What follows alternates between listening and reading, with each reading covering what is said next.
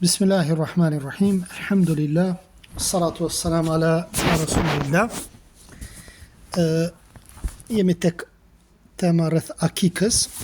Na ka mbetë edhe një ders. Më thonë është dersi i dytë ky, dersin e parë përfunduam në javën e kaluar. Sonte është dersi i fundit i akikës.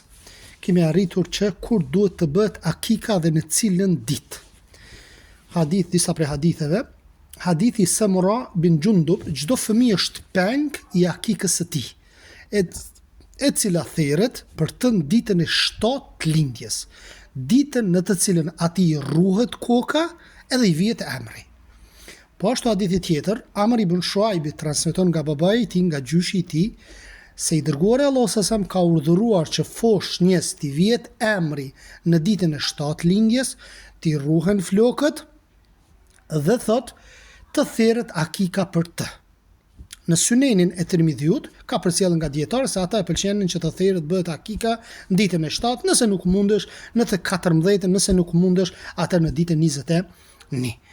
Argument për këtë është hadithi që ka nxjerr El-Bejhakiu në Sunan al-Kubra nga Abdullah ibn Burejde, dhe ky nga babai i tij se pejgamberi sa ka thënë: akika therret në të 7-ën, 14-ën dhe 21-ën. Normalisht, kur s'ka mundësi njeriu në çato ditë, atë lejohet edhe mas 21, edhe mas ditës 21. Suneti është 7, 14, 21.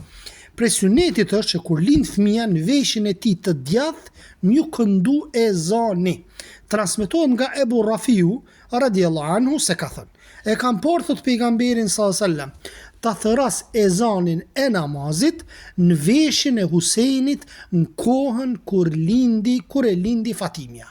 Këtë hadith e transmeton Ahmedi, Abu Davudi, Tirmidhiu, e ka quajtur të saktë. Ndërsa sa i përket ezanit, sa i përket ikametit apo në veshin e majt, nuk ka ndonjë transmetim përveç se është me wudu.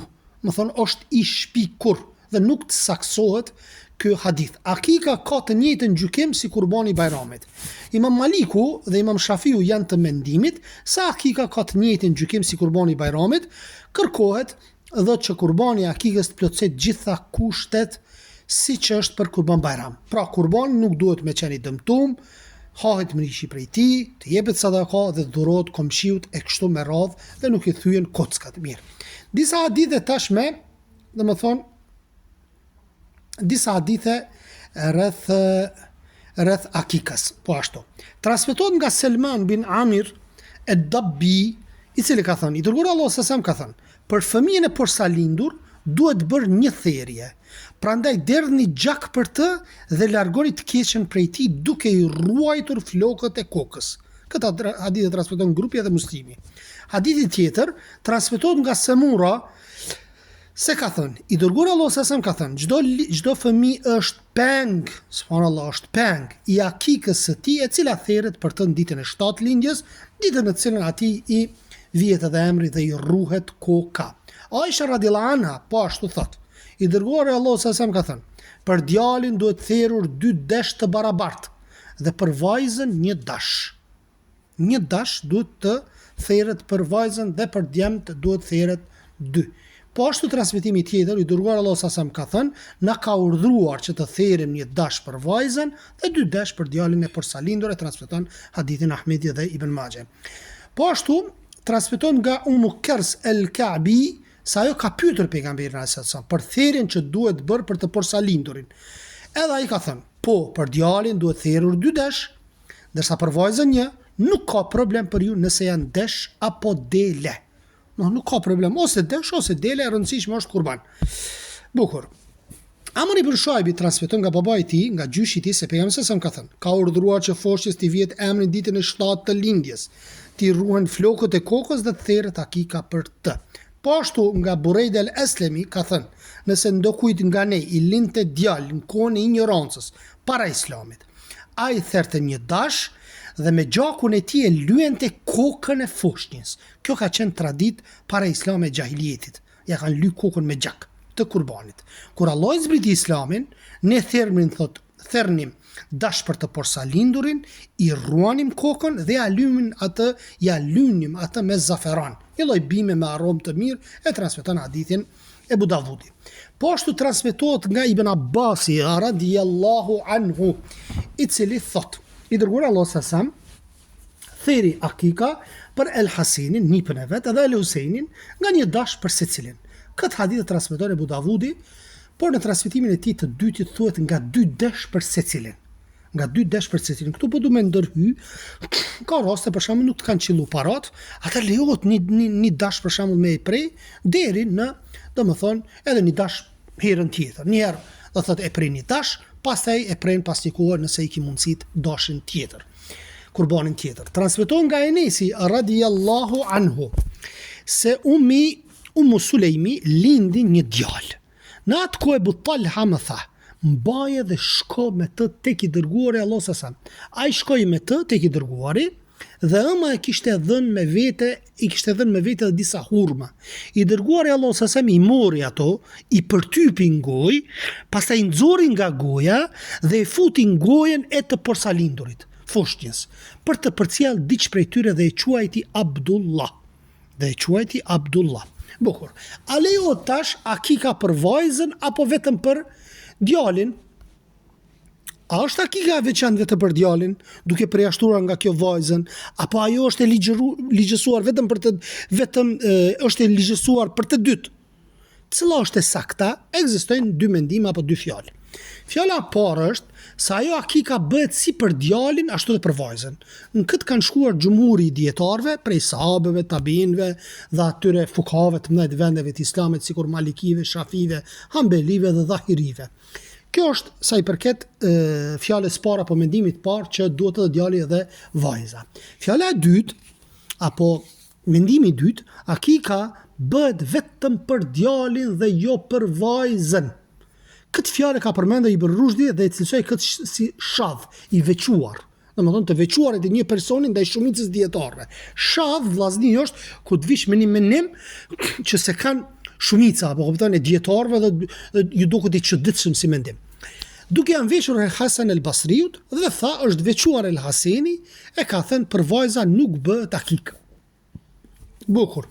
Transmetohet nga Ibn Abi Shejbe dhe Abdurrezaku në musanefet e tyre nga El Hasan dhe Muhammed se ata të dy ishin që nuk e shikonin bërjen e akikës për vajzën.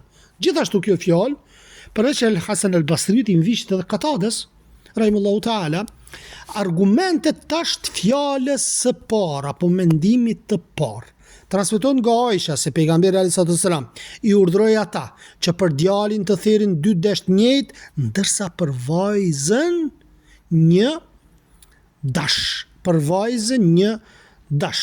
Domethënë këtu 2 desh të njëjtë është për qëllim të njëjtën moshë, edhe në tipare. Transmetohet nga Ummu Kjarzel Ka'bi se ka thënë, kam dëgjuar të dërguarin Allah sallallahu alaihi wasallam të thotë, për djalin 2 dash të njëjtë, ndërsa për vajzën një dash. Po është transmetohet nga Esma bintu Jezid, nga i dërguari Allah sallallahu alaihi wasallam i cili ka thënë, akika është e drejta mbi djalin 2 desh të njëjtë, ndërsa për vajzën një dash. Mirë, po këta argumentet e fjalës dytë apo mendimit dytë, ku i kanë këta argumentet që thonë që duhet vetëm për mashkullin dhe jo për vetëm për djalin dhe jo për vajzën? Hadithi Samura bin Jundub, Merfuan është i ngritur tek pejgamberi sallallahu alajhi wasallam. Çdo fëmijë është pengja e akikës i cili therret për të në ditën e 7 të lindjes. Ditën në të cilën atij i vihet edhe emri, i rruhet koka dhe i lyhet me gjak. Bukur. Hadithi Selman bin Amirit ad-Dabbi nga i dërguari Allah sallallahu alajhi wasallam se ka thënë, për fëmijën e porsalindur duhet bëhet një therje, prandaj derdhni gjak për të dhe largoni të keqen prej tij duke i ruajtur flokët e kokës.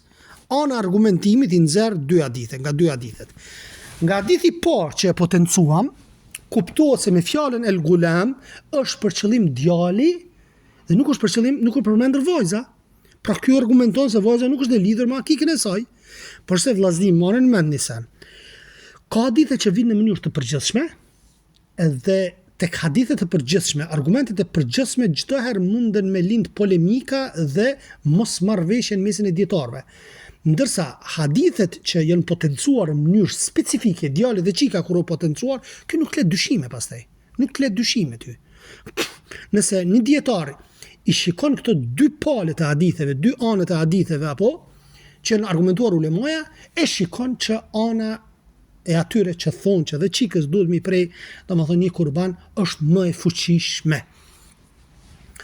Nga hadithi i parë kuptohet se me fjalën el gulam është për qëllim djali dhe nuk përmendet vajza, thotë. Pra kjo argumenton se vajza nuk është e lidhur me akikën e saj. E dyta, El Haseni dhe Qatade ishin të mendimit që për vajzën nuk ka akika, paramendon Qatadia, subhanallah. Sepse akika është falënderim për mirësitë që ndodhin, ndërsa vajza nuk është ngjarje që të gëzon dhe nuk është ligjëruar për të akika, el mugni. Ose e dini edhe në xahiliet në kohën e arabët, për shembull i kanë varrosur qikat, subhanallah, vajzat. Më thonë jenë një ndi shumë keq nëse u ka lind dikujt vajzë. Subhanallah, me vajza fiton xhenetin, o vllazni. Me vajza fiton xhenetin te Allah subhanahu wa taala. Që shkruar në hadithet pejgamberit alayhis salam. Dhe përfundimi, fjala më saktë në këtë çështje është fjala e parë, ajo është bërja e akikës edhe për djalin, ashtu edhe për vajzën. Ndërsa për sa i përket çështjes gëzimit që nuk ndodh me rastin e vajzës, kjo ka qenë tek njerëzit e kohës së ignorancës, pra akika bëhet si për djalin 2 dash, ashtu edhe për vajzën 1 dash, edhe Allahu di më së miri. Subhanakallahumma bihamdik, ashhadu an la ilaha illa ant, astaghfiruka wa atubu ilaik. Allahu ju shpërbleft.